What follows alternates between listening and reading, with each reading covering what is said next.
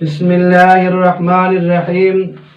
گرامی قدر سامعین، رمضان المبارک کے دن میں روزے کی حالت میں اگر کسی پر غسل واجب ہو جائے، غسل فرض ہو جائے، تو پھر وہ غسل کرے گا تو غرغرہ اس نے کس وقت کرنا ہے؟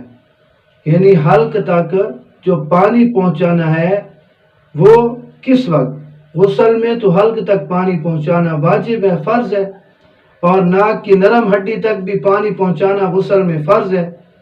تو اب اگر یہ ناک میں نرم ہڈی تک پہنچاتا ہے یا غرغرہ کرتا ہے تو یہ تو حلق سے نیچے چلا جائے گا، تو اس سے روزہ خراب ہو جائے گا۔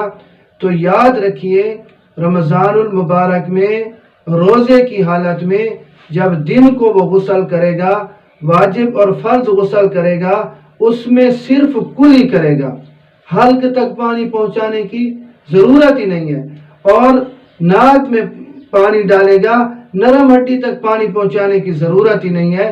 اس کا غسل کلی کے ساتھ اور ناک میں پانی ڈالنے کے ساتھ اس کا فرض غسل، واجب غسل وہ ہو جائے گا، اس لیے کہ جب غسل میں یہ چیز روزے کی حالت میں ساقط ہو جاتی ہے، یعنی اس چیز کا حکم ختم ہو جاتا ہے کہ ہم حلق تک جو ہے وہ پانی پہنچائیں، غرغرہ کریں، یا ناک کی نرم ہڈی تک پانی کو پہنچانا یہ کوئی ضروری ہو۔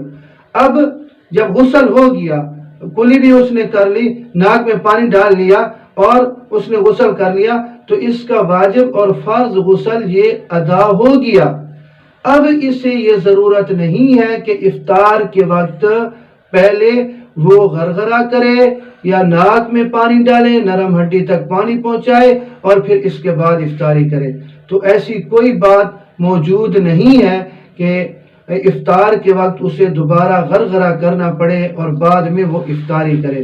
تو اس لیے افطار کے وقت وہ کلی کرنے کی یا غرغرہ کرنے کی یا ناک کی نرم ہڈی تک پانی پہنچانے کی کوئی ضرورت نہیں ہے۔ اس کا غسل کلی کے ساتھ اور ناک میں پانی ڈالنے کے ساتھ دن کو جو اس نے کر لیا وہی صحیح ہے۔ اللہ رب العزت ہمیں دین سمجھنے کی توفیق نصیب فرمائے۔